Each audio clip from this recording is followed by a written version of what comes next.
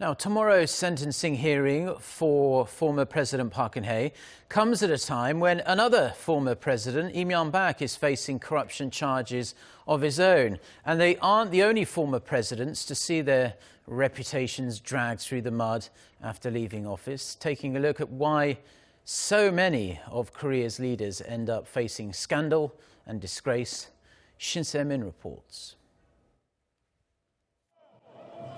2 winters have passed since South Korea showed the world the power of democracy. And finally, on Friday afternoon, the sentencing of the ex-president, brought down by the candlelight protests, will be beamed live around the nation. But former President Park Geun-hye isn't the only ex-Korean leader embroiled in corruption and other crimes. In fact, there's a long list of wrongdoers. The arrest of South Korea's 17th president, Myung-bak, who is now detained here in Seoul Eastern Detention Center, adds to the long list of former leaders whose reputations were tarnished towards the end of their tenure or post-presidency. And they all have something in common. They were all mired in corruption scandal, including themselves, their relatives, or close aides. While it's a shame Korea has been lumbered with so many corrupt leaders, political analysts say the legal strife facing the nation's 2 most recent ex-leaders shows Korea is moving in the right direction. What we're seeing with 2 of our corrupt former presidents may be a turning point for South Korea's democracy and constitutionalism. It also shows the country now has the maturity to deal with such abuses of power. Korea's recent history is blighted with scandal-ridden former leaders. Ex-presidents CHUN Doo-hwan and Do Tae-woo, both former army generals, were found guilty of mutiny and corruption and spent time behind bars. Kim Young-sam and Kim Dae-jung also saw their legacies tarnished by corruption. Not directly, but their sons were convicted for receiving kickbacks.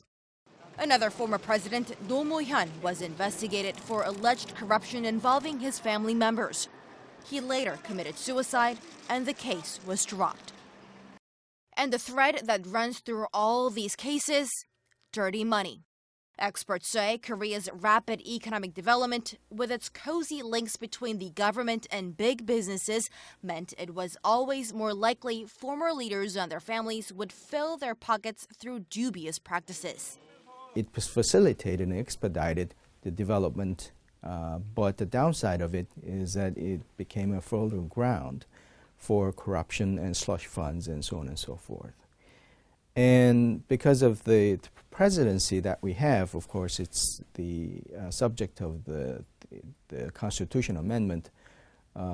President has a concentrated power. We call it imperial presidency.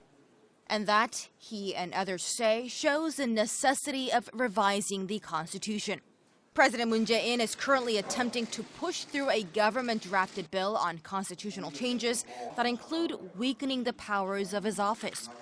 South Korea is a vibrant democracy, but its executive-style presidency allows the country's leader to wield an extreme amount of power, giving rise to winner-takes-all politics, which critics say enables corruption while reducing representation for opposition voices.